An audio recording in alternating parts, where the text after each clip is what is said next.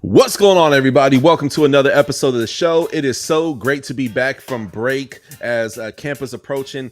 We got some crazy news we're going to talk about here today.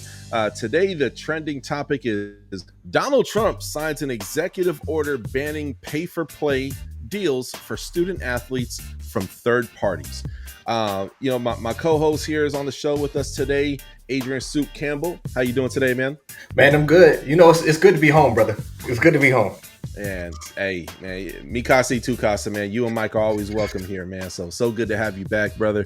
We're gonna get into it, ladies and gentlemen. Please know this is this is not really a political show. So this is your first tuning in. Look, we're not here to necessarily bash or like promote. This is literally just us talking about the pros and cons this is going to have on college football. We're going to go a little political, man, but hey, everybody's welcome here. No matter which side of the aisle that you vote for, you are welcome here on the Touchdown with Doug Smith. Here are my co-hosts, Adrian Campbell. So let's get it. All right, Soup, I'm going to ask you what your pros and cons are. I'm going to say what my pros and cons are. And then, ladies and gentlemen, I typed it into Chat GPT as if it never... We're going to ask what the pros and cons and conclusion are. So, Soup, man, look, Donald Trump takes and does this. It's like he's doing everything but releasing the dang Epstein files. My dog, man, what are your thoughts, man? Well, I mean, the first thought I have is like, you sure that the president of the United States don't have more important things to do than regulate name, image, likeness for college football or the stadium in DC? Like, I feel like he has more pressing issues. But since he did do something, right? Like, since he did do something, let's talk about what he did do. My thoughts and opinions, I think pros on this, right, is you're going to take out some of those bad actors that are in the college space, and maybe you'll never really truly be able to eliminate them, right? Like you're not going to get rid of these pay for play systems. Like people are just too creative. There's too many ways to disguise the money and things of that nature. And oftentimes by the time they do these things, right, that's several years removed from when it happened. So whatever's happened, however those players, those teams have benefited, those schools have benefited, it's done and over with. So we're just punishing them after the fact. But I do like the fact that we're taking out these, what do you want to call it? Let's call them third party boosters, right? Like they're non-vested parties, right? Don't have a vested interest in the well-being of these students, people that don't have a well-vested interest in the well-being of the universities and the brands that they represent. And I think I'm hoping that it's going to kind of keep the playing field more level. Obviously, there's still a lot that needs to be worked out when we're talking about the NIL, right? Like in terms of how it's going to be regulated going forward, if they need to implement some kind of cap system, because you just have schools like bigger schools with bigger alumni booster membership, that they just have access to bigger funds. So if you want it fair across the board, it's going to be hard for some of these smaller Division I schools to compete with like an Ohio State or an Alabama or a Georgia or a Michigan, just when it comes to the sheer volume of NIL dollars available to them, just because they're richer schools. So I do like the fact that they are taking away another element that is potentially adding more money into these larger universities and organizations that already have this money. I think what it means for what we're going to see on the field, hopefully you'll see less movement in the transfer portal. And by the way, I'm a big proponent of the transfer portal. I think the transfer portal is great because I think there's a lot of people that sit on benches in college that we probably need to get actually on the grass. So I'm always like a proponent of these athletes doing what they feel like they need to do to get seen, so that way they can potentially take the next step in their career, right, which is going to the pros.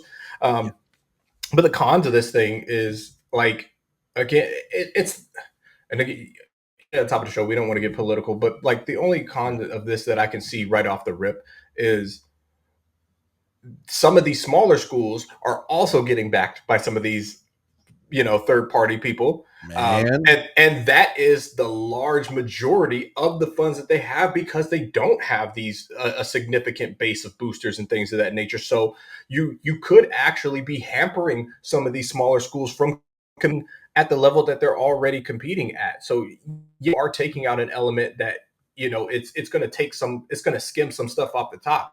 But let's just stick with the university that I love, right? If you take, this is not me saying that I know of, I'm just assuming, like, let's just assume in this scenario, Michigan is getting some kind of third party outside involvement on top of all of their booster money, right? All on top of all the boosters, all on top of all the alumni. If you take the booster money away, like they're still going to have more NIL money than 90% of the country. So it's like I said, the con is you're going to hurt the smaller schools unintentionally. That's not, I know that's not the intent of this bill. It's just one of those unintended consequences, but it's a half baked idea, bro. Like it's a half baked idea. And I don't care if it was Donald Trump, Dwayne The Rock Johnson, Joe Biden. You pick your favorite, whoever you want to represent that's in this office that could have, potentially this into law.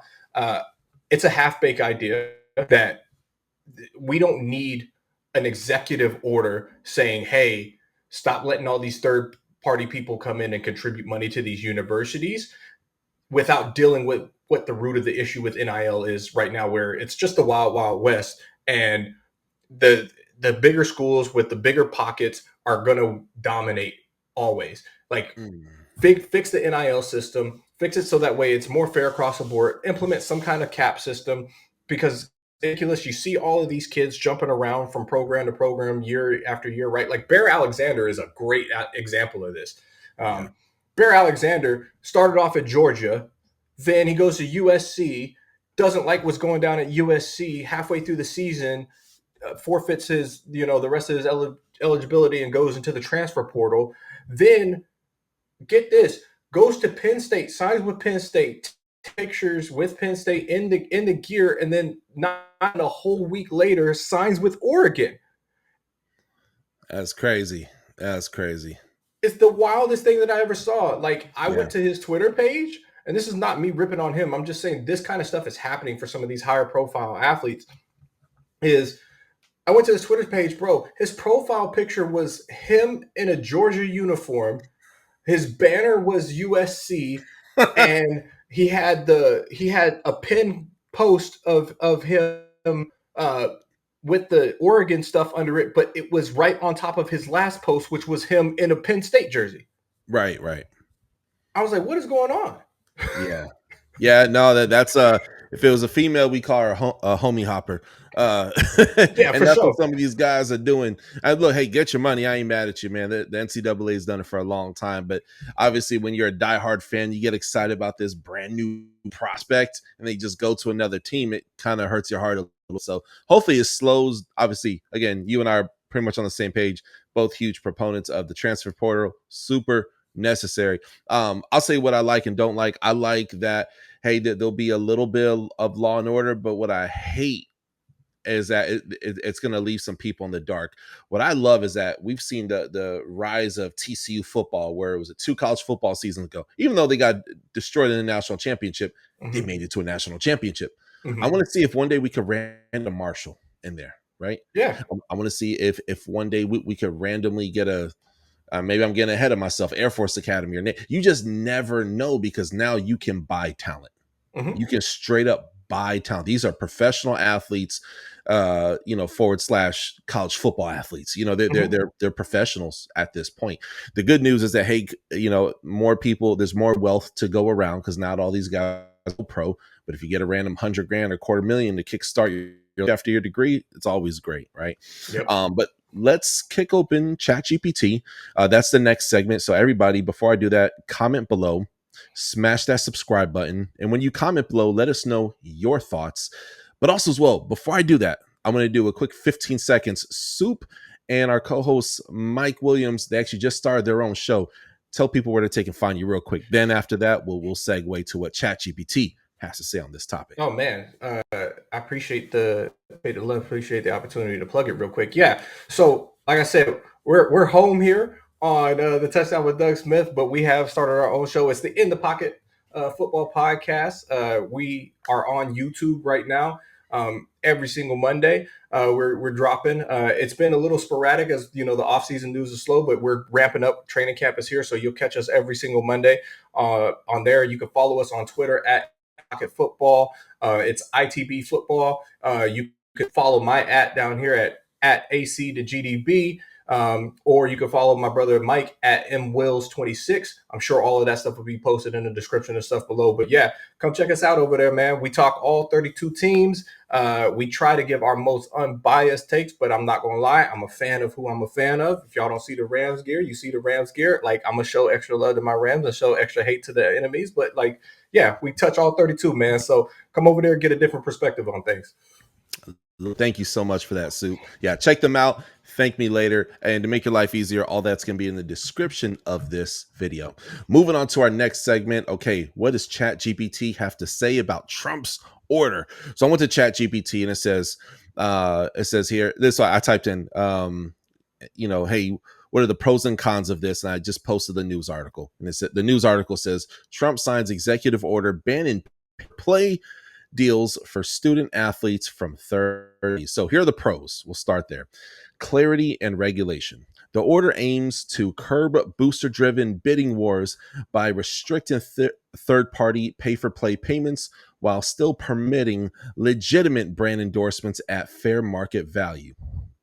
Protecting non-revenue and Olympic sports. Programs with over 125 million in revenue must increase scholarships in non-revenue sports. Departments over 50 million must at least maintain current levels, helping bolster women's and lesser funded athletics.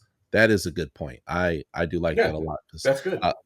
Though we kind of, and not to change the topic necessarily, I'm bringing it right back. I promise. I have a lot more to read here. But you look at like women's college basketball, regardless how much we make fun of Angel Reese missing wide ups in the WNBA, the fact remains there's still a group of people who still support this and they love the sport. So, hey, why not take and feed into and show it a little extra? TLC, tender love and care. For sure. Moving on here, we got preserving amateurism by directing the Department of Labor and NLRB to reaffirm that athletes are not employees. The order helps strengthen the NCAA's definition of amateur status and avoids granting union rights. I got our pros, and then we're going to get into the cons, and then, of course, final wrap up. Federal oversight towards unity. The measure empowers agencies such as the Departments of Education, Justice, and FTC to coordinate a federal enforcement and regulatory plan within 30 days. So you have 30 days to do this, potentially harmonizing the fragmented state NIL laws. Okay. And is then this the last same Department of Education that they're trying to destroy right now? Yeah, it's I'm just like, yeah. Good point. Good point. No, hey, well, depending on who you talk to, some people said it needs destroying, some people said it needs tweaking. Listen, I'm not going to tell you where I land on it. I just want to be clear that this is okay. All right, keep going. Yeah, no, you good, bro. No worries. And then the last pro before we get into cons is institutional support. The NCAA and supporters of the SCORE Act view the order as a welcome reinforcement of legislative efforts to stabilize college athletics.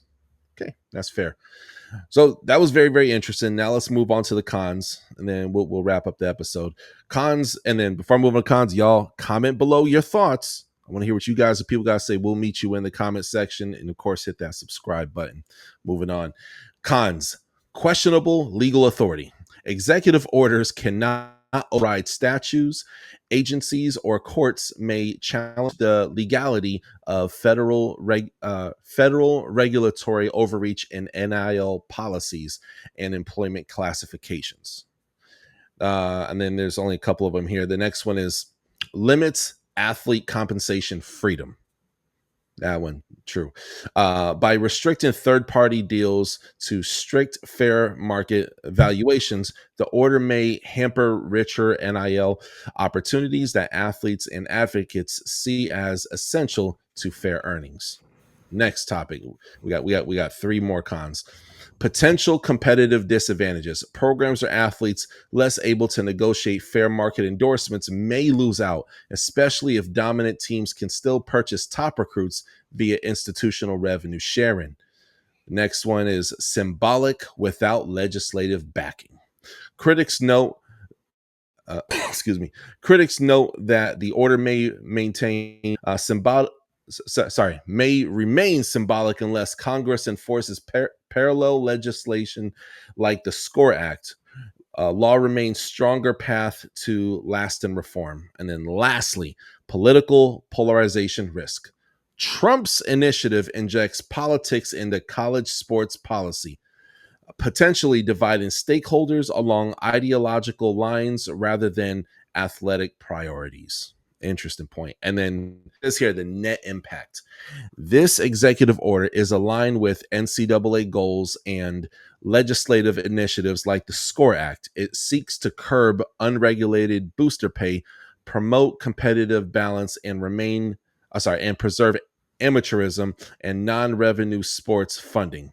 However, it stands on a shaky leg footing and may limit potential earnings for athletes unless supported by broader legislative or judicial frameworks. So that's what ChatGPT had to say. Hopefully, I didn't mess up my reading too much. But a lot of interesting points. I'll say my final thought, and then Soup, you go. You'll finish this off here today. I love the NIL. It was so necessary. But there's situations like the quarterback who came from Holy Cross last year all the way across the country to take and play for the UNLV Rebels. And allegedly, I don't know all the facts, I will admit, they had promised him some things that did not come true. So you want to see people get paid.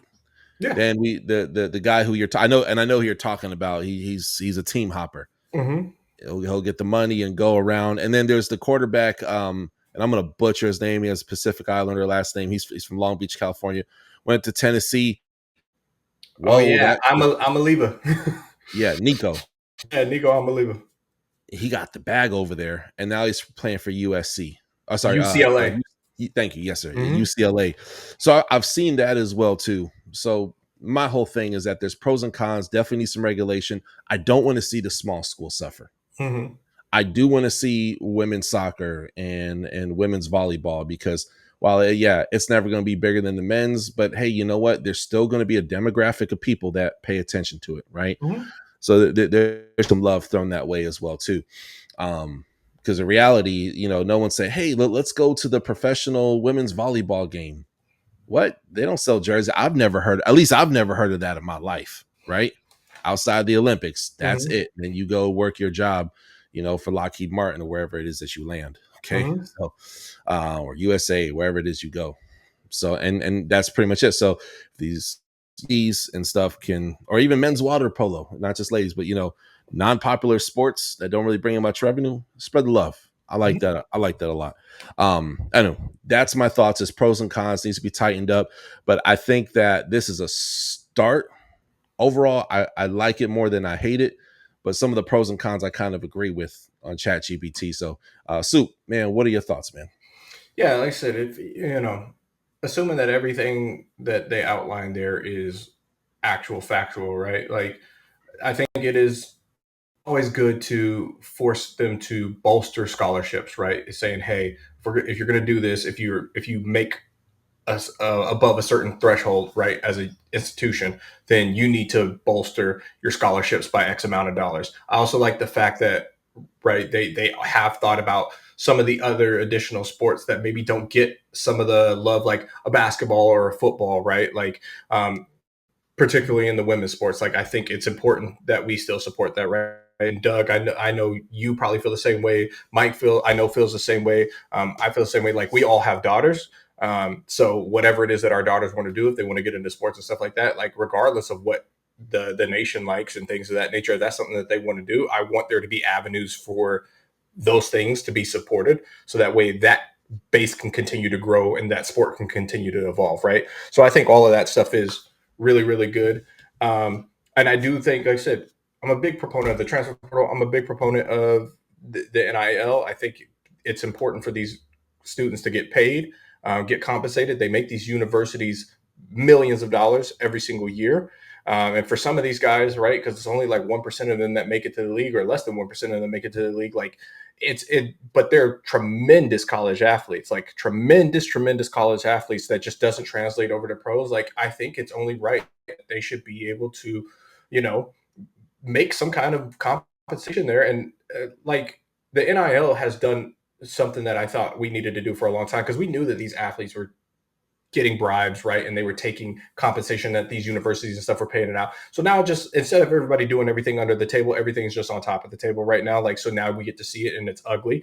And and this is one of the things that, like, I'll throw a stone at Michigan at. And don't get me wrong, this is not me saying that I'm not happy about it. But for example, like, this is where NIL needs some kind of right. Bryce Underwood was fully committed to LSU. Fully committed to LSU. LSU was entering into the season, they were halfway through their offseason, getting ready to build. They're recruiting with the idea that they're going to have this guy as their quarterback. And Michigan basically just said, well, we can pay you more.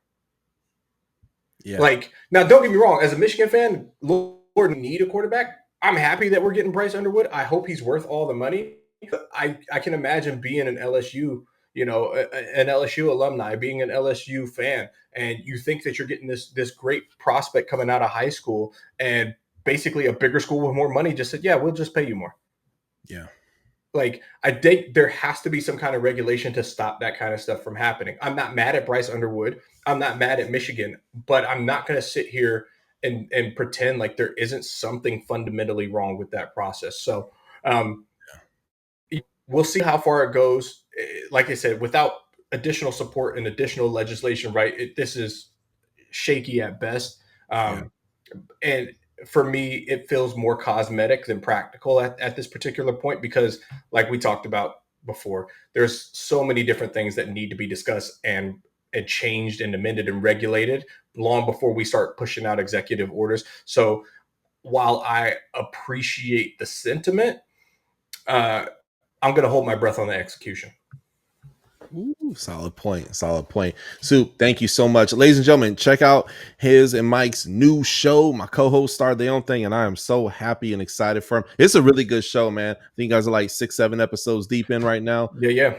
Check them out. Super awesome. Comment below, hit subscribe, and be nice to each other in the comment section. Let's show that we could all be grown-ups here when talking about these type of topics. Y'all have a blessed day. God bless. See you on the next one. Thank you for watching another episode of The Touchdown with Doug Smith, where we have exclusive NFL content and exclusive NFL interviews. Be sure to hit that like and that subscribe button. Follow us on social media. See you on the next one.